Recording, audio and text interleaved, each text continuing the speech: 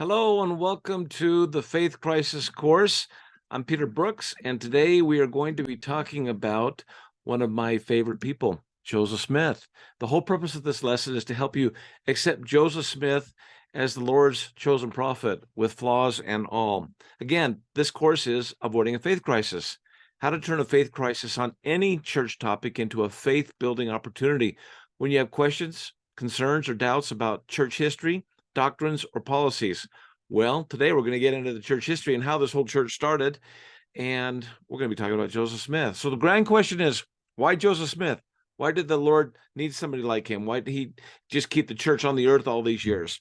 Well, there was a book written. It's actually more of a talk by J. Reuben Clark. Back in 1938, he gave a talk to all the seminary and institute teachers, and the talk is such a great talk. It's now on the church app. And when I was teaching institute and seminary, they asked us to read it every year, which was good because it kind of kept us on focus on what we're trying to do here. Called The Charted Course. In this talk, J. Reuben Clark talks about the latitude and longitude of your testimony. You know, the things that go around the earth, or, like that, the latitude and longitude. He said, in all this, there are for the church and for each and all of its members, two prime things which may not be overlooked, forgotten, shaded, or discarded. I like this because he's narrowing it down to just two things. Number one, first, that Jesus Christ is the Son of God, the only begotten of the Father in the flesh, the creator of the world, the Lamb of God, the sacrifice for the sins of the world, the atoner for Adam's transgression. Number one, Jesus Christ. And number two, you might guess, Joseph Smith. The second of two things to which we must all give full faith is that the Father and the Son actually and in truth and in very deed appeared to the prophet Joseph Smith in a vision in the woods, that other heavenly visions followed to Joseph and others. He also continued saying, I have set out these matters, these two matters, because they are the latitude and longitude of the actual location and position of the church, both in this world and in eternity. Meaning, if you're going to boil down everything that you know and feel about the church, it comes down to Jesus Christ and Joseph Smith. That's why people want to take down Joseph Smith, or they look at his flaws and they think, there's no way he could have done that. Your latitude and your longitude, Jesus Christ and Joseph Smith.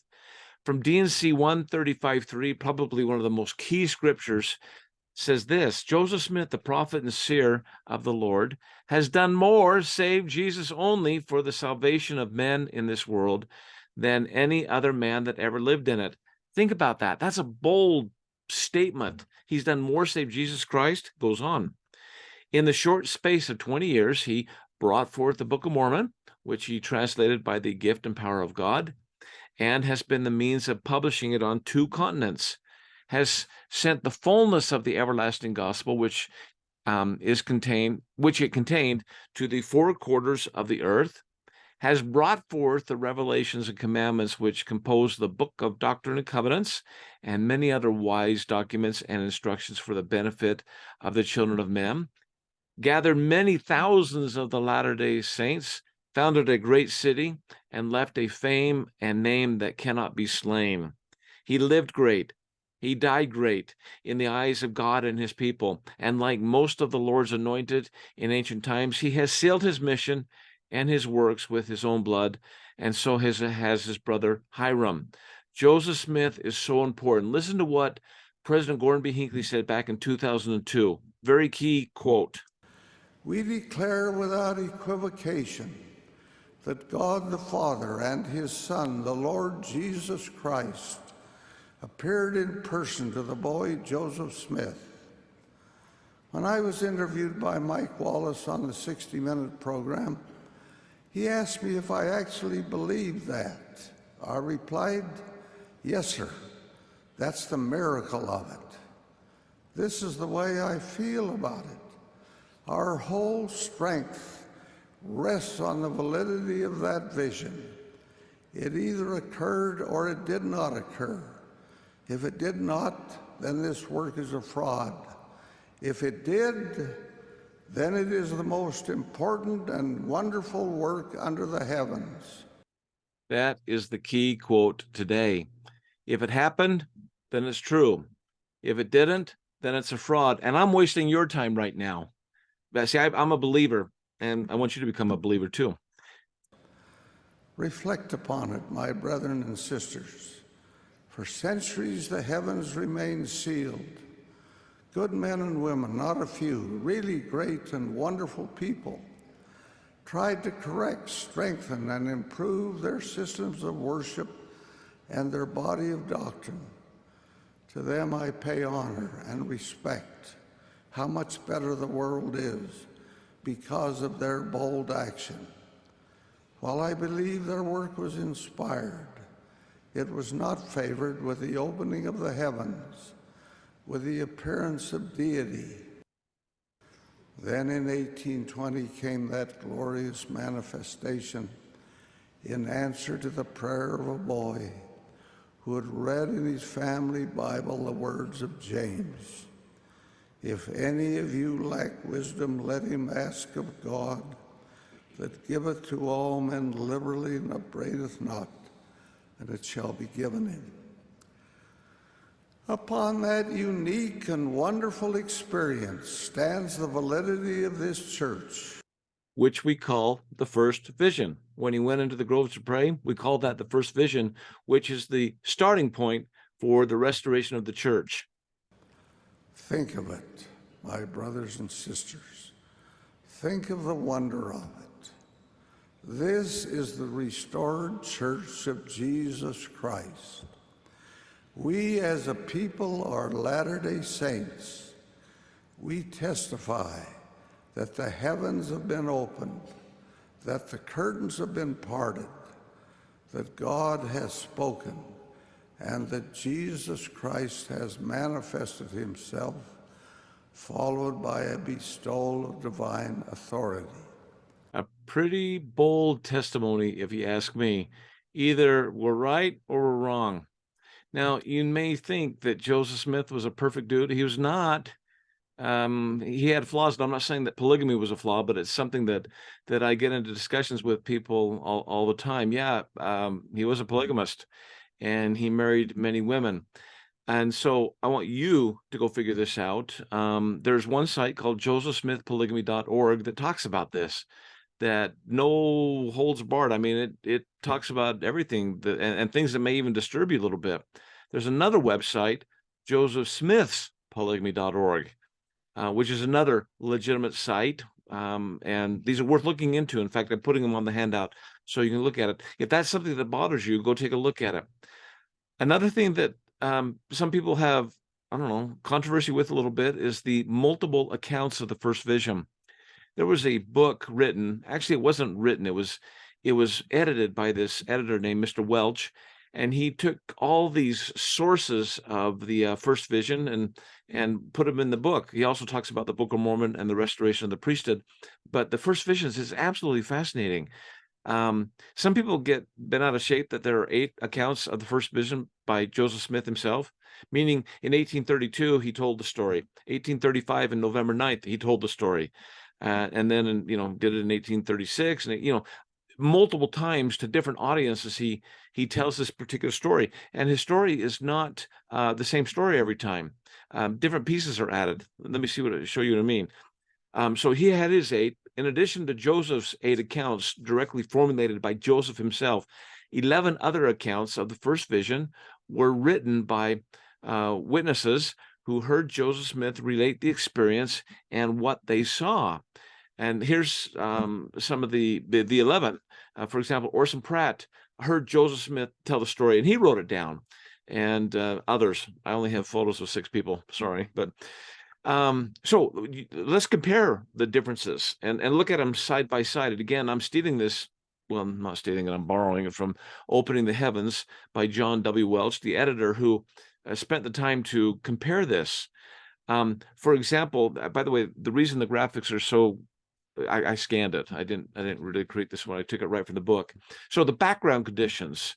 If you notice, there are 1, 2, 3, 4, 5, 6, 7, 9 columns. The yellow column is the one that we get in the Pearl of Great Price. That's the most famous Joseph Smith account. But if you notice, in other accounts, he talks about lot of things. For example, look at the very bottom. In all the accounts, he says he was searching scriptures, which is wonderful. You go to the scriptures, you can find answers. So this is kind of the background conditions. Number two, this is his quest and his struggle. And notice that I kind of put an arrow on one of the more interesting ones. In one account, he said that he heard footsteps. Ooh, kind of eerie, but it was just the way he was describing what was happening that particular day. Number three, look what he saw. And in multiple cases, he says he saw two personages, not one, but he saw two. And another arrow that I got down there, look at that, appearance of many angels. Isn't that, I just find that fascinating. He only mentioned it one time, so why didn't he mention it every time? I don't know. He was telling the story to different people, and he didn't. But this is what he heard. And there's some descriptions there. I like the one where I have the arrow there, where Jesus described himself. I'd be really curious to see how Jesus described himself, wouldn't you? I mean, that's pretty cool. Number five, the aftermaths of the vision. He was filled with love. Isn't that cool? It's filled with joy. All these good things. Again, these accounts are in that book, and bless Mr. Welch for putting this together. Welch putting it together. It's really good. So what do we learn about the first vision? No single account tells the whole story. Okay, number one. Number two, the details in each account adds significantly to the entire picture. It's really cool too. You ought to go read them, and you can look in there and see that, wow, why this is cool that he said this time, but he didn't this time. Number three, once you see the versions in context, you'll get a greater understanding of the whole picture, which I do, which is just strengthens my testimony that he was a prophet. Number four, there are even more things we do not yet know about the first vision. Joseph said, many other things did he say unto me, which I cannot write at this time. Again, wouldn't you like to see his notebook on what he wrote down? If he wrote down anything, he probably didn't. But number five, no account is incompatible with the other accounts. That's important. So he told the story starting in 1832 and all the way to his death, but they were not incompatible. I don't want to use the word incomplete, but he didn't have the time to tell the entire account to every audience that he was talking to. Number six, there is a striking consistency throughout the narratives, meaning his story stayed the same. Number seven, each account combines impressively to give a consistent and coherent picture. Number eight, finally, and by studying several sources, we can put the story in better context. So, I'm not done with you today. You've got to do something.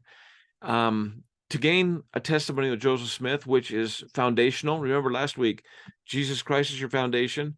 And do you remember the picture that I used where he's the foundation and the trunk was Joseph Smith? Well, you got to believe Joseph Smith or you don't. It's just that simple. Our whole church rests on whether he was telling the truth about that first vision or not, and the restoration that he was doing. So my advice is, go to the source. If I wanted to learn about other religions, I'd go to their religion. The church has put together on this website, which is on the handout, a great source for you with a lot of cool pictures too.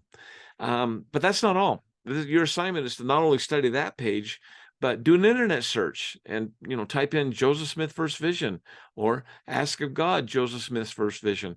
Of course, you're probably going to find sources that are trying to take him down, but I'd avoid those. I'd go to the real good sources. Other internet sources are the Joseph Smith papers. They've been working on this for years, where they've been taking all of Joseph's writings and making these books. I think they're on volume number 27 now. BYU Religious Studies Center has good stuff, BYU Studies, and the Joseph Smith Foundation.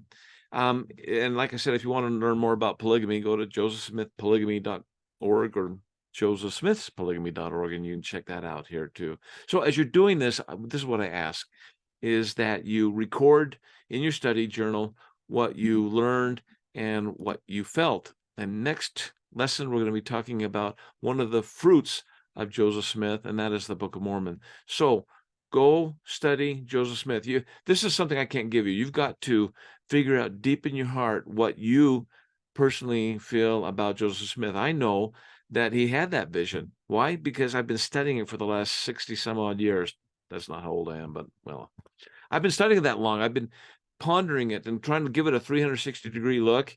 And I want you to find the same things that I have found. See you next class.